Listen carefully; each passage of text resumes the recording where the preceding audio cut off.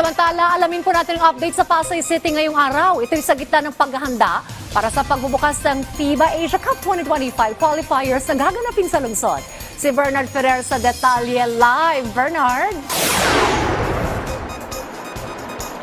Kaya nakalatag na ang mga paghahanda para sa FIBA Asia Cup 2025 qualifiers dito sa bansa, partikular na ang traffic management sa paligid ng Mall of Asia Arena sa Pasay.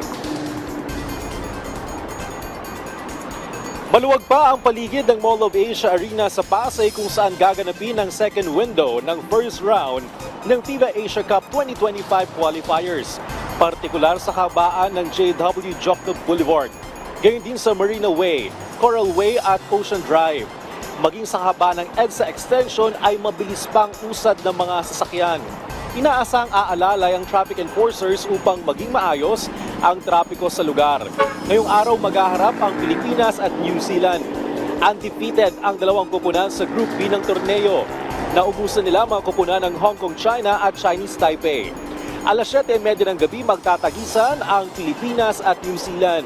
Kabilang sa 12-man lineup ng national team sina Justin Brownlee, Junmar Fajardo, Kai Soto, Japet Aguilar, Carl Tamayo, Scotty Thompson, Chris Newsom, Calvin Aftana, CJ Perez, Dwight Ramos, Kevin Kiambao at Mason Amos.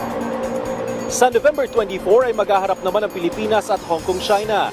Inaasang mapapanatili ng Pilipinas ang home court advantage nito.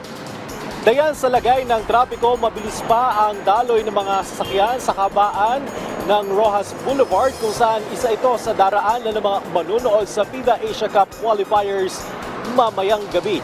Paalala sa ating mga motorista, bawal ang mga plaka nagtatapos sa numerong 7 at 8 mula alas 7 ng umaga hanggang alas 10 ng umaga at alas 5 ng hapon hanggang alas 8 ng gabi. Balik sa iyo, Dayan. Maraming salamat, Bernard Ferrer.